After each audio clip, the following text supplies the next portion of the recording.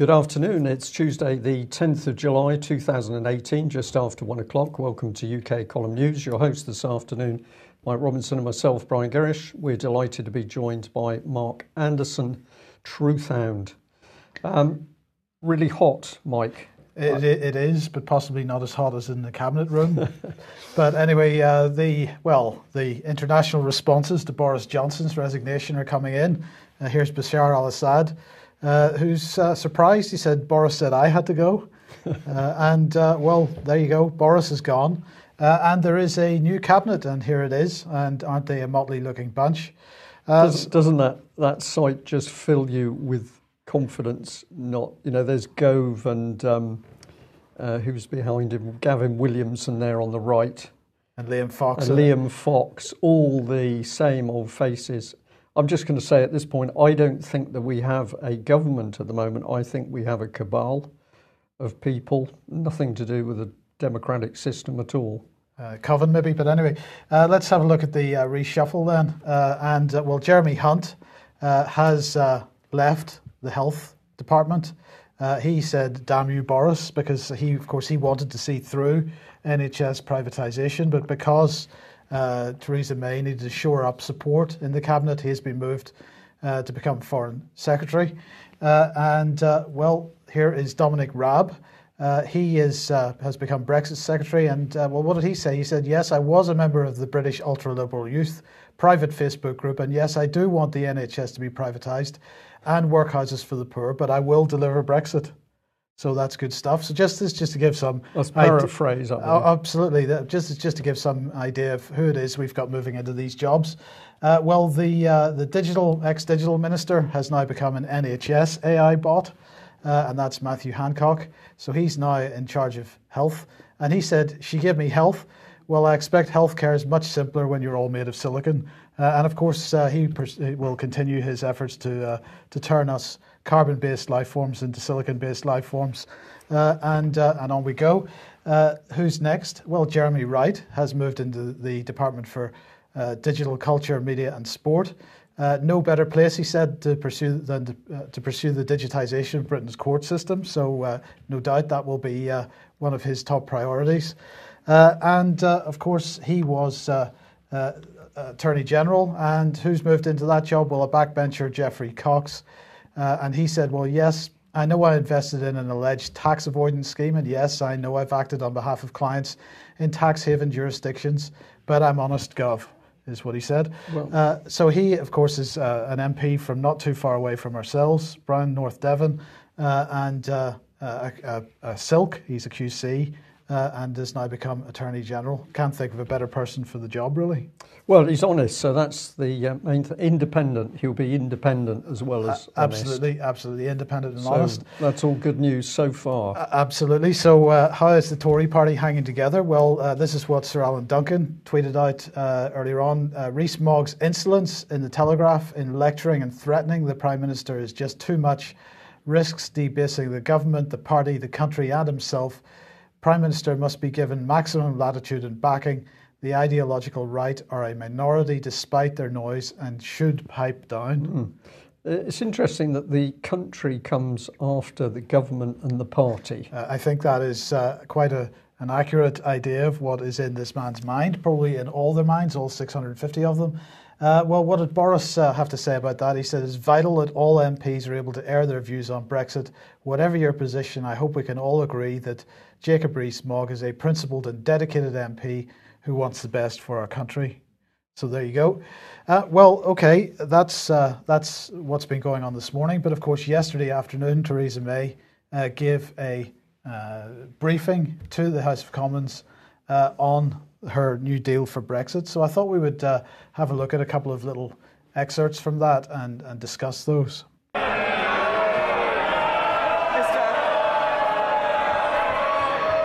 Mr.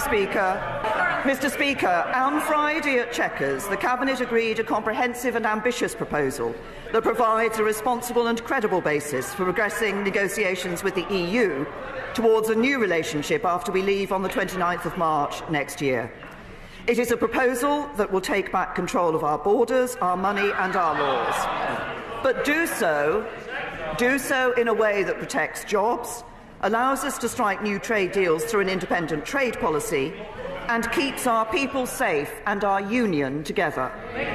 Before I set out the details of this proposal, I want to start by explaining why we are putting it forward. The negotiations so far have settled virtually all of the withdrawal agreement, and we've agreed an implementation period which will provide businesses and governments the time to prepare for our future relationship with the EU. The Cabinet agreed that we need to present the EU with a new model, evolving the position that I had set out in my Mansion House speech, so that we can accelerate negotiations over the summer, secure that new relationship in the autumn, pass the Withdrawal and Implementation Bill and leave the European Union on the 29th of March 2019. Mr. Speaker, the friction-free movement of goods is the only way to avoid a hard border between Northern Ireland and between Northern Ireland and Great Britain. And it is the only way to protect the uniquely integrated supply chains and just-in-time processes on which millions of jobs and livelihoods depend. So at the heart of our proposal is a UK-EU free trade area which will avoid the need for customs and regulatory checks at the border and protect those supply chains. To achieve this requires 4 steps. First, a commitment to maintaining a common rulebook for industrial goods and agricultural products. To deliver this, the UK would make an upfront, sovereign choice to commit to ongoing harmonisation with EU rules on goods. The regulations that are covered are relatively stable and are supported by a large share of our manufacturing businesses. And we would continue to play a strong role in shaping the European and international standards that underpin them. And there would be a parliamentary lock on all new rules and regulations, because when we leave the EU, we will end the direct effect of EU law in the UK. All laws in the UK will be passed in Westminster, Edinburgh, Cardiff and Belfast. Our Parliament would have the sovereign ability to reject any proposals if it so chose, recognising that there will be consequences, including for market access, if we chose a different approach from the EU. Right, I'm sorry for the length of that, but there were a number of points in there that I wanted to highlight. First of all, keeping our union together. That, of course, I would argue was not talking about the United Kingdom. She was talking about the European Union. And the European Union experiencing some existential threats at the moment, and this, I think, is her top priority. But this is clearly a redefinition of the term sovereign, because, of course, what she's saying here, what was it she said? That the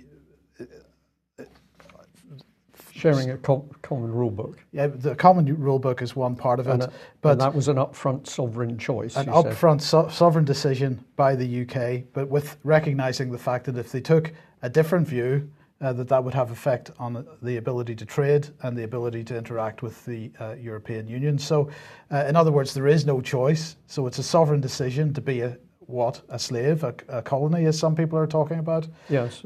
It's an incredible situation. Now, it didn't end there because, of course, what she was talking about there was this free trade area, which is effectively a single market, is it not? But she went on then to talk about a customs union. Cabinet also agreed to put forward a new business-friendly customs model, a facilitated customs arrangement. This would remove the need for customs checks and controls between the UK and the EU, because we would operate as if a combined customs territory. Crucially, it would also allow the UK to pursue an independent trade policy. The UK would apply the UK's tariffs and trade policy for goods intended for the UK, and the EU's tariffs and trade policy for goods intended for the EU. 96% of businesses would be able to pay the correct tariff or no tariff at the UK border, so there would be no additional burdens for them compared to the status quo, and they would be able to benefit from the new trade deals that we will strike. So what we're talking about here, a facilitated customs arrangement, a customs union, in other words. Yeah. Now, the only marginal advantage there is that Britain, she says, would be able to set its own tariffs, and therefore, we would be able to charge companies that are only importing goods to the UK and not to the rest of the European Union a different rate to the rest of the European Union. But that, of course, is very much dependent on what the rules are with regard to trading with the European Union. And at this point, that's not decided. So it's not clear that she can actually make that claim. Well, look, here's the point, the best of both worlds. I want to highlight this once again because this is the agreement that David Cameron, the delightful David Cameron, negotiated in the run-up to the referendum itself. This is a white paper which was actually a legally binding agreement. And I just want to highlight a few quotes out of this because this is what he said. We've secured a new settlement to give the United Kingdom special status in the European Union. As this white paper sets out, we will be permanently out of ever closer union, ensuring that we can never be part of a European superstate. There will be tough new restrictions on access to our welfare system for EU migrants, so that people who come to our country can no longer take out before putting something in. And we have also secured vital protections for our economy with a full say over the rules of free trade single market while remaining outside the Eurozone. He went on to say, our special status gives us the best of both worlds. This will be in the parts of Europe that work for, we will be in the parts of Europe that work for us, influencing the decisions that affect us in the driving seat of the world's biggest market and with the ability to take action to keep our people safe, but we will be out of the parts of Europe that do not work for us.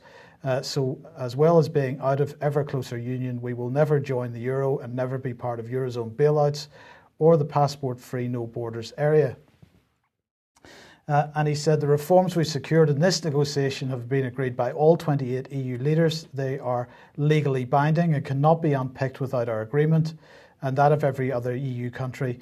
All 28 member states were also clear that the treaties would have to be changed to incorporate the protections for the UK as an economy outside the Eurozone and our permanent exclusion from ever closer union. So that is what David Cameron said in 2015.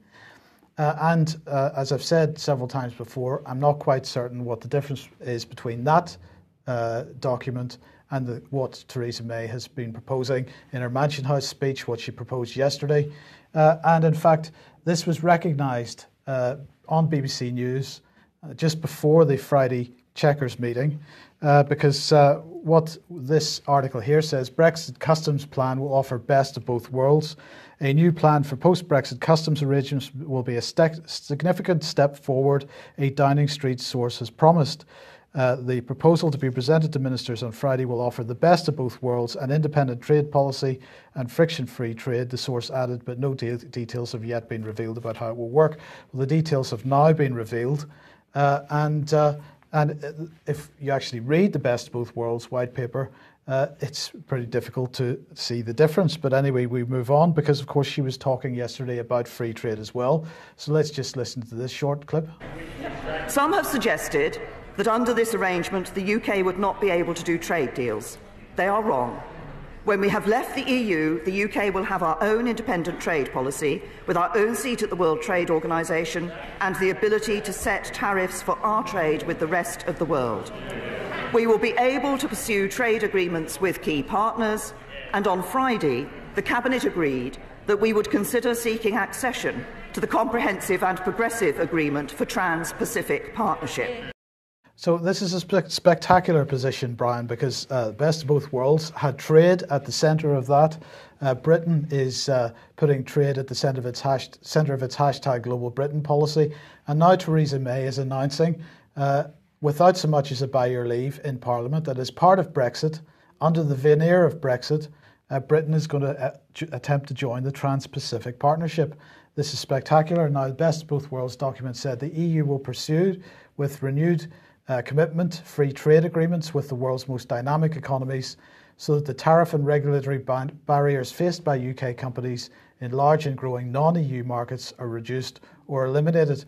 Now, the fact is that the EU is diverted somewhat with EU military unification, with banking union, with setting up an EU treasury, and they don't have the resource and the time to put into building EU trade agreements. And what my assessment of this, Brian, is, and other people will disagree, but my assessment has always been that Britain has positioned itself at the centre of a network of trade agreements. They are taking on the role that Cameron had originally envisaged that the EU would take on to build these external non-EU market trading agreements with Britain at the hub. But Britain will still have this relationship with the EU of greater and greater depth and of greater significance than we've ever had before. and the EU will then get access to these other trade agreements through the UK rather than the other way around. It's quite an interesting approach, but I don't believe, with TTIP failing and so on, and with the other issues that the EU faces at the moment, I don't believe that Britain is prepared to throw away the effort that it has made to build these multinational trading agreements like TTIP and TPP. And with Trump having withdrawn from TPP, Britain sees a need to have what they see as a significant partner involved in that trading agreement. So what's the Irish government's approach to Theresa's proposals? Well, they have welcomed the proposals from the British government, which can input into talks into the future relationship with the EU.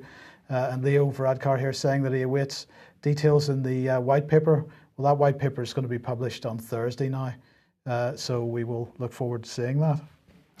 What are your thoughts? Well, I was going to pass it to Mark, actually, and see what an independent viewer has to say. Massive movements in British politics here. The thing that strikes me the most, guys, is that it looks like David Cameron's best of both worlds was the pre-written, preemptive way of having the fix in. In other words, the fix was in through the best of both worlds. In other words, what the British government is doing since the best of both worlds white paper was written is just implementing the best of both worlds. So it could even have possibly come from Bilderberg or some other inside private government groups, private governance groups that help put the best of both worlds together to preempt whatever the British government would do and put the fix in long before even Brexit happened, before the vote even happened. Well, that's an interesting observation, Mark, because actually in the Best of Both Worlds document, David Cameron makes the observation that it doesn't really matter what the outcome of the referendum is, that he has got a plan for that. And I believe that's exactly what we've seen. Exactly. This is how private government works, with the networking of these think tanks and these institutes that we keep an eye on. They basically have the burgers already cooked before the food stand even opens. And so it's very deceptive, and that's how they work. Absolutely. Well, good news, Brian, good news, because apparently if the great Brexit betrayal isn't reversed, says Nigel Farage, writing in The Telegraph today, he will have no choice but to return as UKIP leader. And he's saying that in 2017, July 2017, that he had written in The Telegraph that the great Brexit betrayal had begun. I would argue somewhat different. I think the great Brexit betrayal had begun on the day of the referendum vote. And in fact, possibly once again on the day that Nigel Farage resigned as leader of UKIP in the first place. Well, you know my views on Nigel Farage. He abandoned the party at the critical moment when he could have been mustering the full force of those 17.4 million people who voted for Brexit. He could have made UKIP at that stage a fully electable party, but he didn't. He said he had to leave politics because he'd been threatened, but he then appeared in public, of course, with Mr. Trump. He then sits in the background and does nothing. And now, after we've been betrayed, he says, oh, well, perhaps I'll step forward again. He's either not very bright or he's complicit in the whole deceit on the nation. I can't work out which it is, but it's one of the two. Well, we mentioned yesterday that it was happening. It has now happened. The joint declaration on EU-NATO cooperation has been signed. Well, here's the key clause here. We welcome EU efforts to bolster European security and defence, to better protect the Union and its citizens, and to contribute to peace and stability in the neighbourhood and beyond. The permanent structured cooperation and the European Defence Fund contribute to these objectives. So anybody, for example, Nigel Farage, is suggesting that the EU and NATO are not bound together on this issue of defence, that the EU military unification is in any way undermining NATO, is totally incorrect. And of course, this declaration signed by Donald Tusk there on the left, Jens Stoltenberg in the middle, and Jean-Claude Juncker on the right.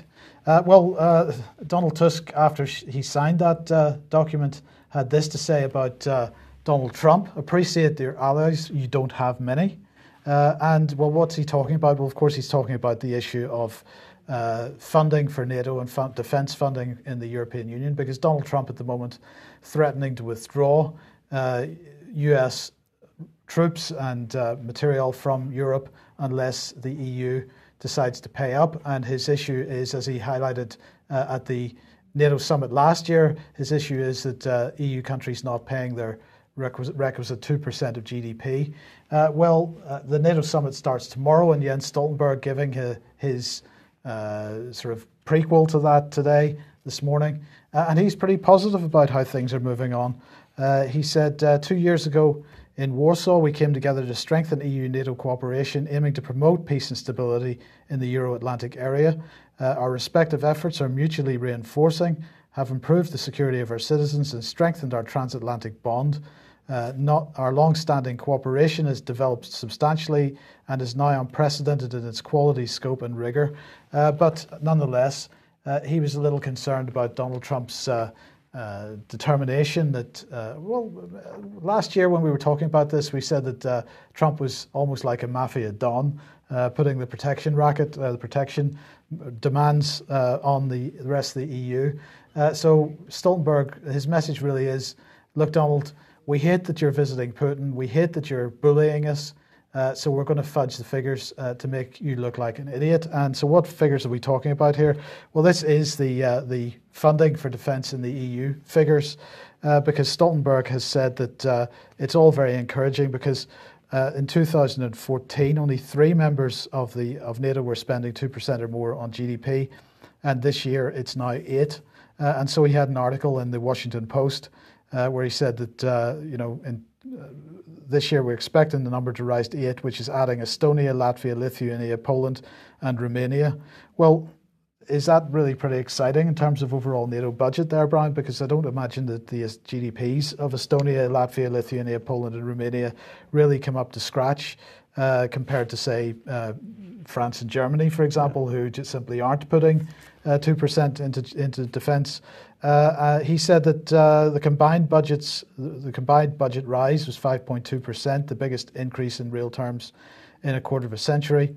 And now 2018 will be the 4th consecutive year of rising spending. But they're all really upset about Donald heading over to meet Putin. And they're using this as kind of a battering ram, it seems, to try to just they're panicking. They're panicking, Mike, because there is no NATO without America. And it isn't simply down to budget. Part of it is that the American armed forces are American armed forces. They know how to operate together. Of course, they're Americans. They can operate together effectively. They're using American equipment. And so their overall efficiency is very high. The moment you come into Europe, whatever they say about interoperability, it doesn't really happen between European nations. It's better with some than others. But you've got a chaotic system with language problems, with military slang, with different equipment. Europe is I'm going to use the expression, a dog's breakfast when it comes to this so-called unified defence system. America pulls out, the reality of that is highlighted.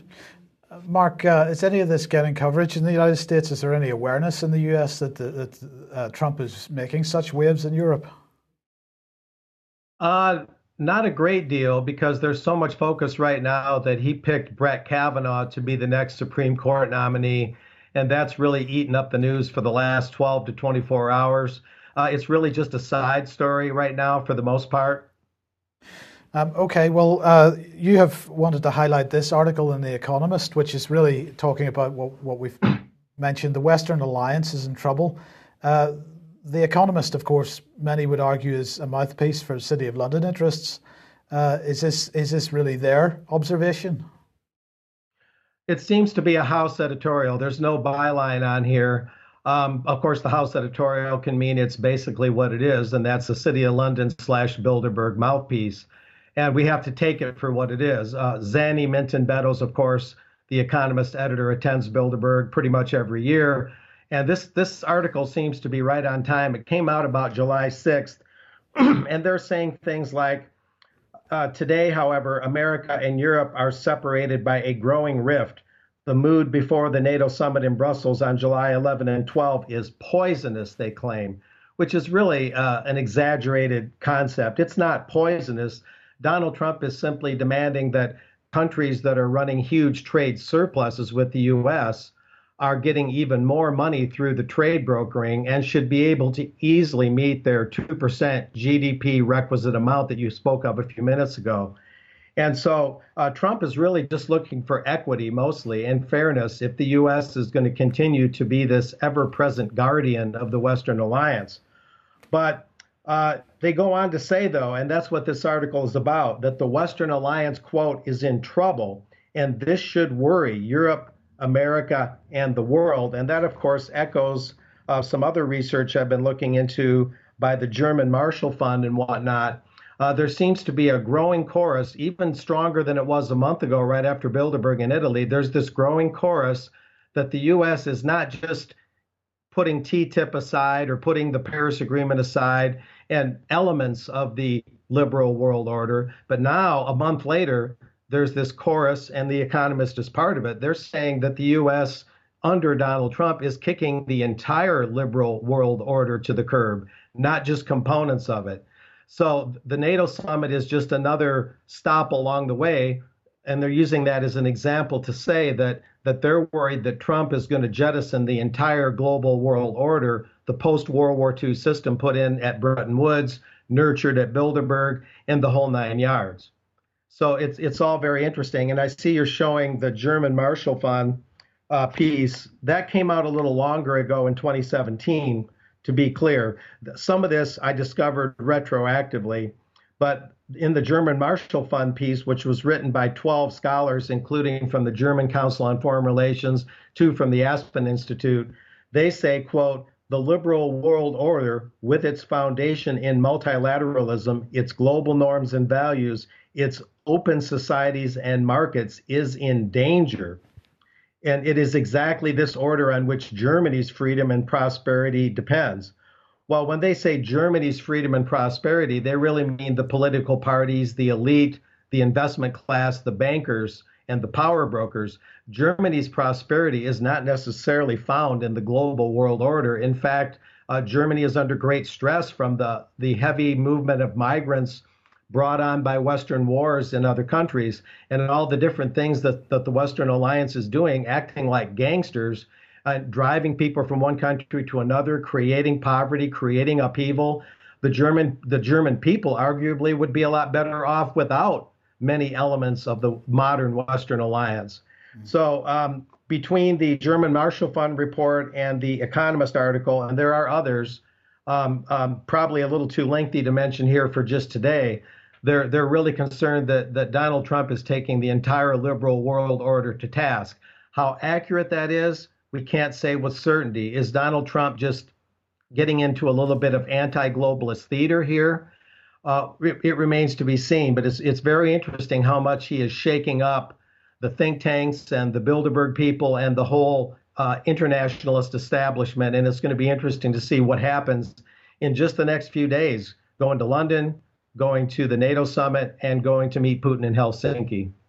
Well, I suppose the big question is, he is coming to London on Friday. Will he leave again in one piece? Remains to be seen.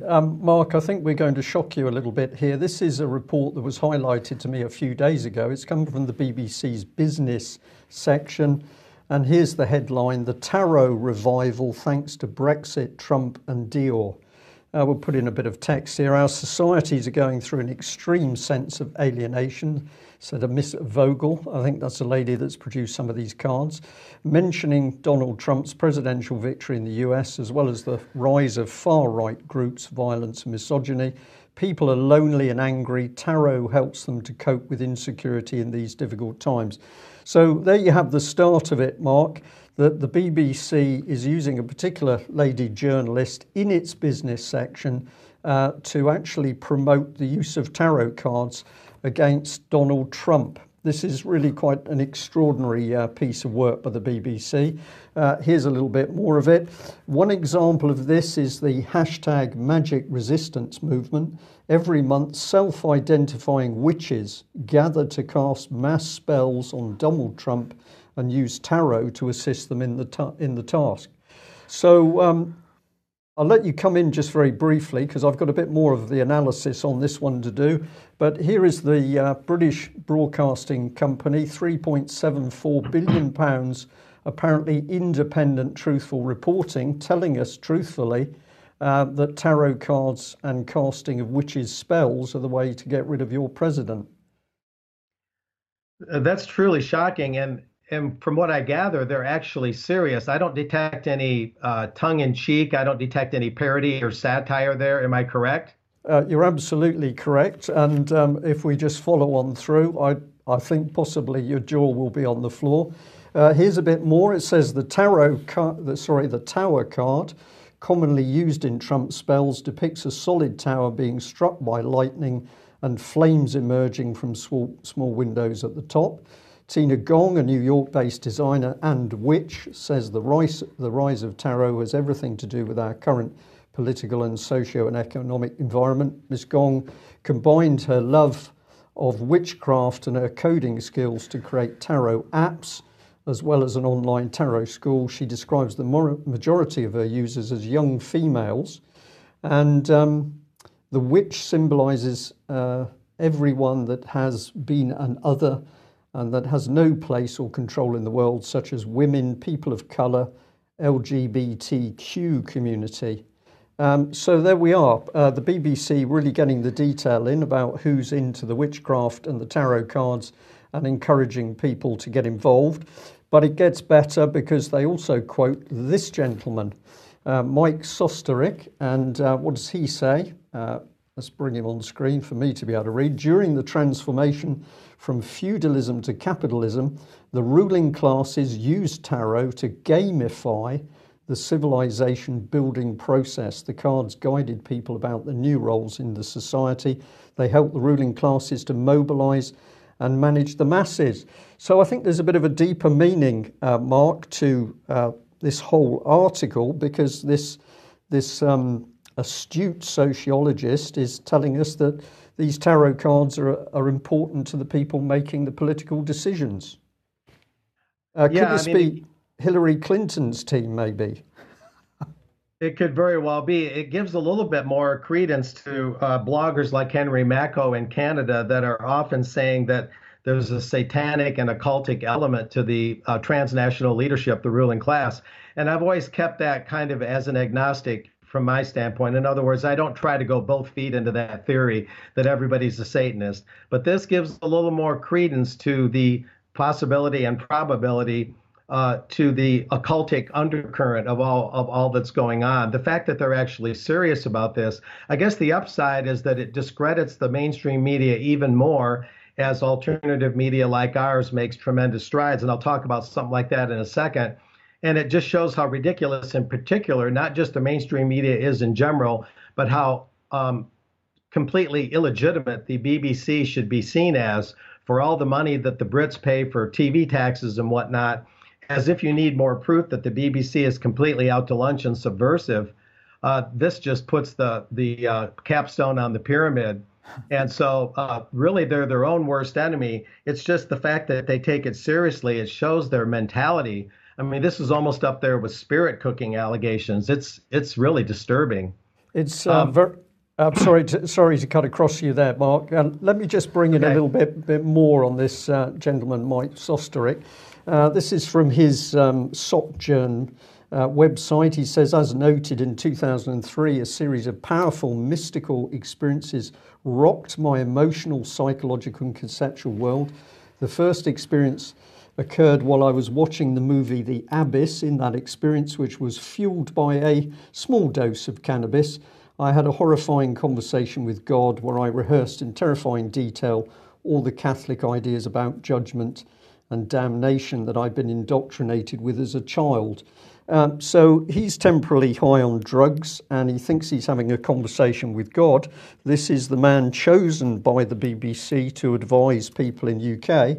But this man went on to say this, which I found pretty astonishing. As noted in the sidebar, I had a similar paranoid experience in the past. However, the past I always succumbed to the fear. I always quit pot smoking and pretended the experiences didn't happen. I never talked openly about them until now, primarily because I was afraid people would think I was a crazy schizophrenic or something like that. Even now, as I write these words, I know some readers will be thinking just that.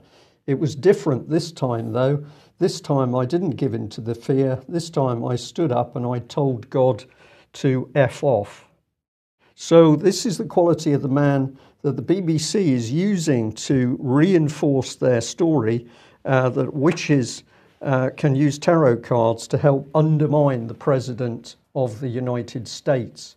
I don't think it could get more base than that, Mark, and I don't think this is an accident by the BBC. I think there's a very big message here. Well, yeah, just as I spoke a couple minutes ago of the transnational establishment being worried that Trump is taking apart the whole kit and caboodle and not just elements of it, this sort of goes off from the geopolitical off into the more esoteric realms, but there seems to be a continuity between the two. They are so scared that they're resorting to something as puerile and nasty and ridiculous as this. It just shows the length and breadth of their desperation. And again, that's the upside of it. It shows just how desperate they are. The guy talks about religious indoctrination, the secular humanism and the occultism that he's drunk with, that's the indoctrination, not Christianity, not the basic tenets of Christianity.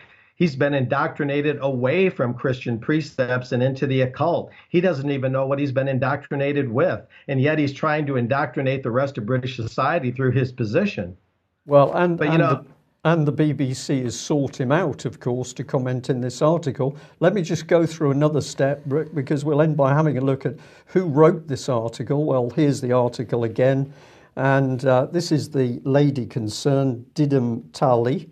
Well, who is she? Well, she's a freelance journalist. This is obviously her Twitter page where she's boasting about the very article itself. What business experience does she really have? Well, I couldn't really find any. She's gone around the world doing journalism on some very interesting stuff. In some cases, she's been into the Amazon looking at tree felling and how that's destroying communities. She's very into women's rights. But who is this woman, really? You don't know. She's just a freelancer that the BBC's brought in. I just find this one of the most incredible BBC articles because it's in the business section. If this was in social, entertainment, media, cartoon fun, I could perhaps think, yeah, but it's not. It's in the business section. Okay, well, let's move to reality. And the reality is that there was a court hearing today for Melanie Shaw, Leeds Crown Court. Now, excuse me, Melanie has been charged with 3 arson and 1 sexual assault offences. And we believe what took place today was a brief mentions hearing. And in the hearing, they're calling now for psychiatric reports on Melanie Shaw. And basically, they're looking to have a new trial on the 7th of August 2018. That's what we think. And thank you very much to Linda for reporting this in. So this is the reality of Britain. We've got a child abuse survivor and whistleblower that is put into solitary confinement for a little bit over 18 months in order to silence her and, of course, avoid damaging the British government. And the danger is that Melanie was due for release at the beginning of this month. So that was in time for...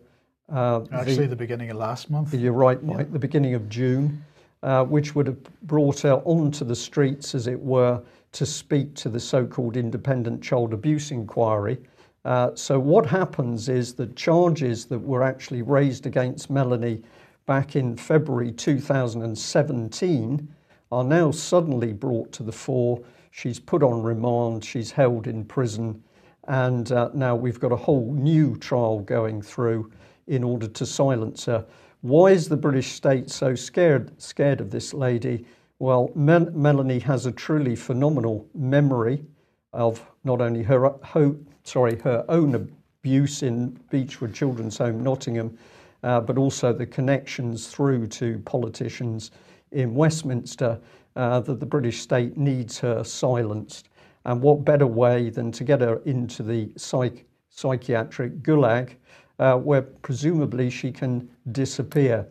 So we'd just say, if you'd like to help, one of the best things you could do is write to Melanie and give your support, and of course tell her how concerned you are. And a large volume of letters will make a big difference, not only to Melanie, but of course to the prison authorities. So her address is Melanie Shaw. Her prisoner number is A4126DE. And the address is HMP Style, that's STYAL, Wilmslow, Cheshire, SK9 4HR.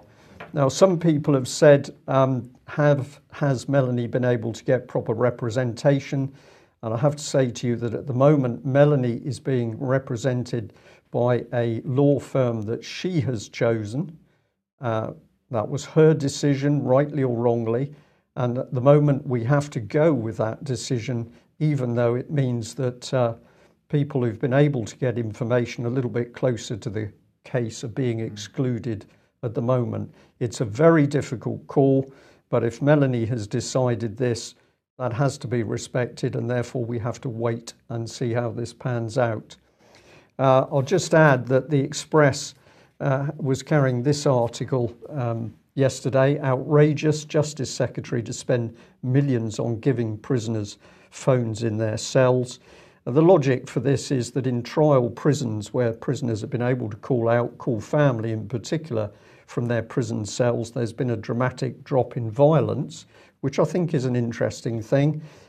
David Gaulk here says that once in prison, offenders deserve to live in a decent, safe and secure environment, and we want them to maintain family relationships. Of course, the exception is Melanie Shaw, and the government's got other plans for her because she's a child abuse whistleblower and very dangerous for our government. So what can you do? Well, you can consider getting some of the UK column postcards, Treason May's Britain 2018, Melanie Shaw prisoner, why? And maybe one of the places to send the card is to Mr. Gaulk himself, the Right Honourable, of course, House of Commons, London, and the address there is on screen. Those cards are capable of making quite a difference if sent in sufficient numbers. And of course, what a boost for Melanie herself to know that people are taking action on her behalf. Mark, I've got to say, when I report on Melanie Shaw, I know there are many other people in Britain being abused in this way within the system, but it just appalls me to see Theresa May standing with her fine pearls and smart jackets and shoes lecturing other countries on human rights and democracy. The hypocrisy is truly unpleasant. Oh, absolutely. You know, Melanie Shaw is a very brave person. She's kind of a pivotal point. The question is, of course, becomes just how long can they keep her put away? Just how long can they avoid the truth?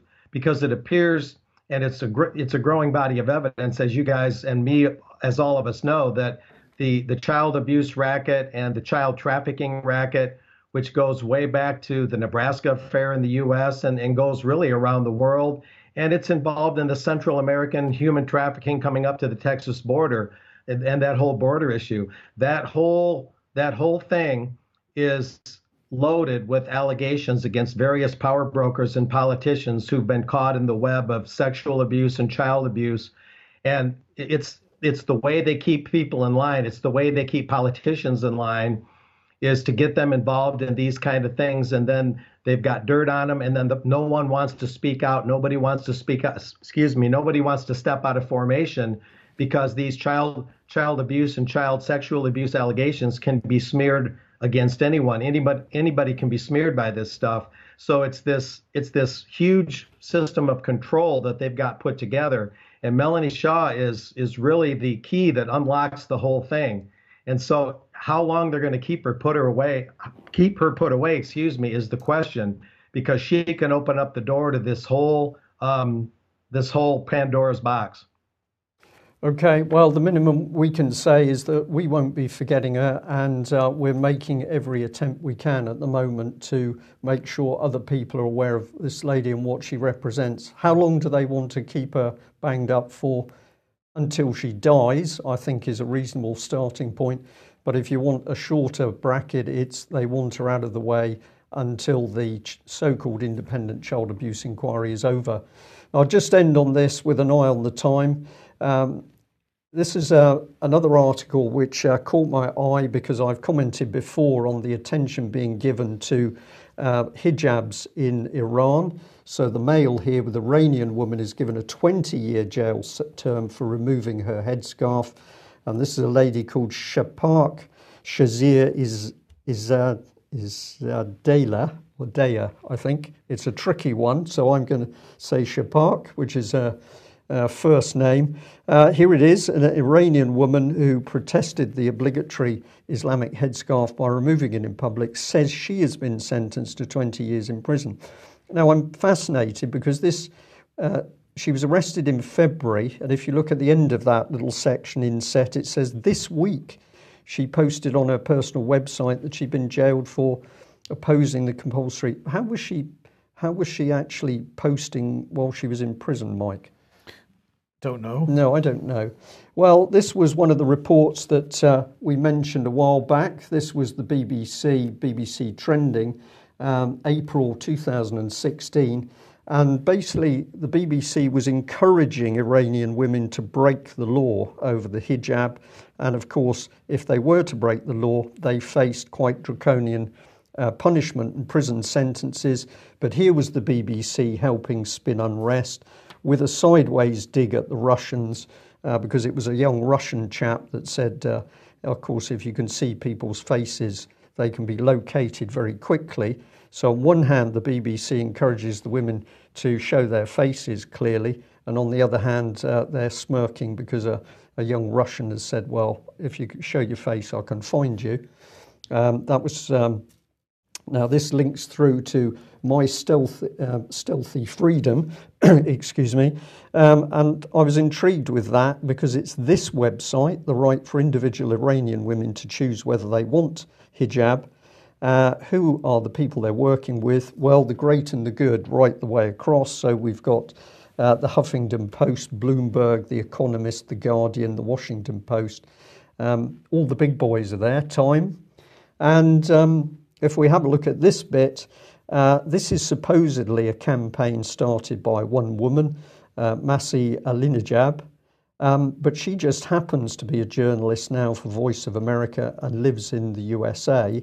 So I'm unclear as to whether this is something she's doing personally or she's doing it with a lot of help from Voice of America. And what do they boast about?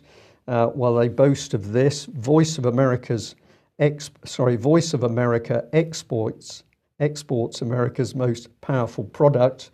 What is that product? Well, if you didn't know, it's freedom of speech, apparently. Right. So basically what's going on is an attempt to undermine the Iranian government from Western media, running campaigns, but possibly also training Iranian journalists, of course. This, to me, is a mirror of BBC media action and the more devious parts of the BBC. Of course, Voice of America has its own Persian news network section, and that's what I think this young lady is involved with. So I think this is American political policy. I'll just give you 30 seconds to end, Mark, since I've mentioned the US of A. Well, yeah, Voice of America is really known to be an intelligence outlet, and it's always had some element of that. This is British and American intelligence operating through journalistic entities to make it look less like intelligence. I mean, that's what it really is. If you're undermining the cultures of countries and you're not just reporting the news, you are engaging in a type of cultural warfare. That is what intelligence agencies do. It's rarely the shooting kind of warfare. And if Iran really does have 20-year sentences for not wearing certain attire, that is draconian. But we have to find out, was that woman really sentenced to 20 years or any jail time? It would be draconian if it is, and that doesn't make Iran right. But we have to see this for what it is, and that's an intel operation, either directly or indirectly. Mark, thank you for that excellent summing up. We'll leave it there. Thank you to everybody for joining us today. We will be back at the same time tomorrow. Bye-bye. Bye-bye.